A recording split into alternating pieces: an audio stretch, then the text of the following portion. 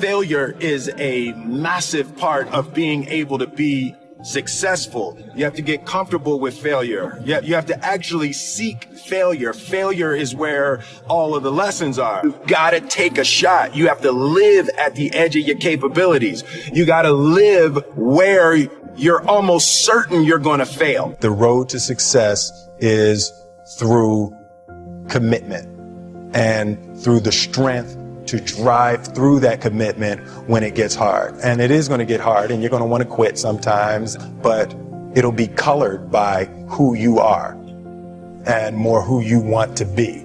Successful people fail a lot. They fail a whole lot more than they succeed, but they extract the lessons from the failure and they use that the energy and they use the wisdom to come around to the next phase of success. We didn't grow up with the sense that where we were was where we were going to be.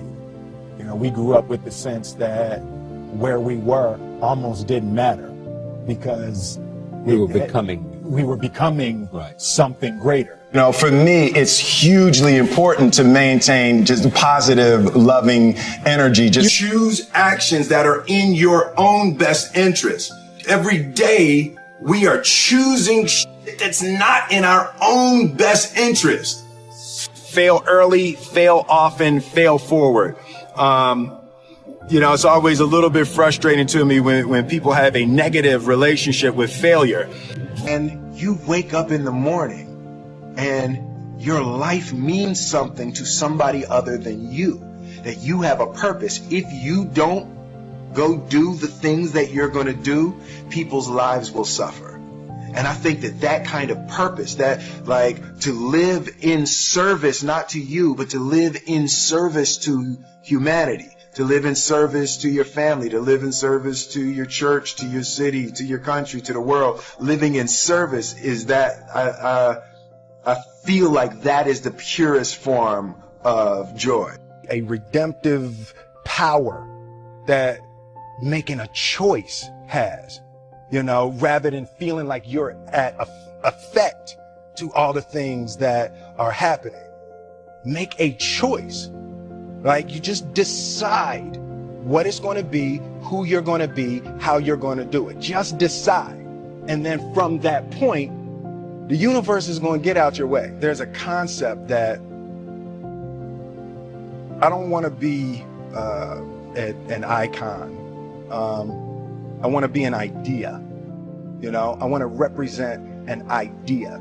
I want to represent possibilities. I want to represent magic, right?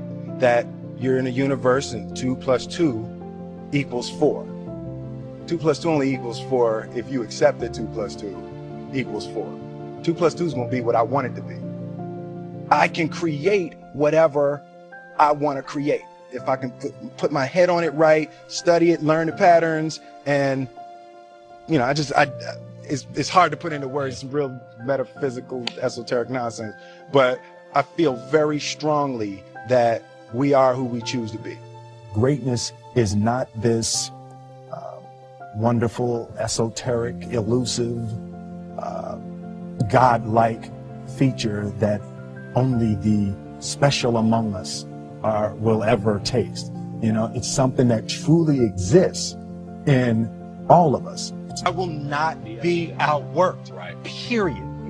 You know, you might have more talent than me, you might be smarter than me, you might be sexier than me, you might be all of those things. You got it on me in 9 categories.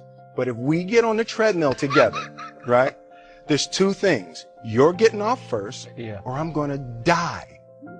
It's really that simple. You're not going to outwork me. It's such a simple, basic concept. Separation of talent and skill is one of the greatest misunderstood concepts for people who are trying to excel, who have dreams that want to do things. Talent you have naturally. Skill is only developed by hours and hours and hours of beating on your craft. There's no easy way around it. No matter how talented you are, your talent is going to fail you if you're not skilled. I'm realizing that in order to move people in that way, in order to touch people in that way, you really got to focus with all of your fiber and all of your heart and all of your creativity. The way to improve lives is to continually improve yourself, right? So with that, every morning when I get out of the bed, you know, I haven't fixed everything in the world yet, so there's always something to do. I refuse to do anything that wasn't in my best interest. It's hugely important that if you have a dream, that you have to dedicate your life to it, and every hour of every day has to be dedicated to bringing into fruition the things that you dream about. You know, if you don't study, if you don't work really hard and dedicate yourself to being better every single day, you'll never be able to communicate with people. I'm motivated by fear. You know? Fear of what? Fear of fear. I hate being scared to do something. I hate that feeling of the feeling that I had before I had a meeting with Quincy Jones, because it was really Quincy Jones and a guy named Benny Medina and Jeff Pollack came with the idea for the Fresh Prince of Bel-Air. And I hated being scared, you know, like that I didn't want to even take the meeting. There were opportunities during when my first year as a rapper. Bill Cosby and the people on the Cosby Show had seen my music video and called me to be a character, to come and try out for the Cosby Show. And just every time it was set up, for some reason I couldn't make it. The fear of fear. The fear. I just hated that being scared to do something. And I think what developed in my early days was the attitude that I started attacking things that I was scared of. You a better man than me? Who needs him? Hey, he wasn't there to teach me how to shoot my first basket, but I learned, didn't I? Hey, I got pretty damn good at it too, didn't I, Uncle Phil? Got through my first date without him, right? I learned how to drive, I learned how to shave, I learned how to fight without him. I had 14 great birthdays without him. He never even sent me a damn card. Be able to be vulnerable in front of anybody. You know, you have to be comfortable looking silly, you have to be comfortable making mistakes, and you have to break the thing inside of you that doesn't want people to see, right? Because as soon as you allow people to see, all of a sudden you get access to things that you didn't realize you had access to, right?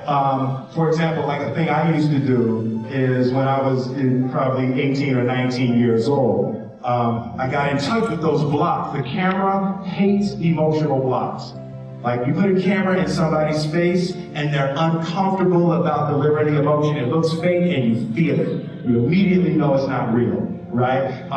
Especially look at the size of this screen. And in a shot, that whole screen could be just your eyes, right? So it's like you can't hide discomfort. Parents always told me you could be whatever you want to be. You could do whatever you want to do.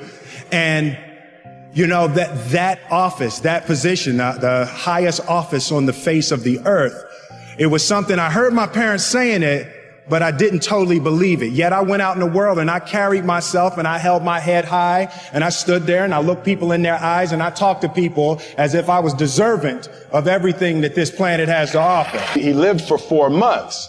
So about 3 months into the 6 weeks, you know, I go to see him one day and he said, "Man, this is embarrassing." And I said, "What, Dad?" He said, "Man, you tell everybody you gonna be dead in 6 weeks. 3 months later, you still hanging around." Laughing is the elixir, you know, and that was another thing that my father taught me. He was joking all the way up to the end. Like, laughing, you have to be able to laugh at everything.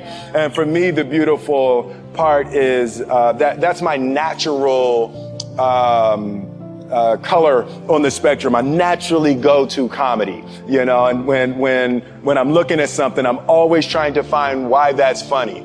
And, you know, it's been really, really helpful in this experience and, you know, even just, this point in my life. Remember to laugh. And Confucius said one time, he who says he can and he who says he can't are both usually right.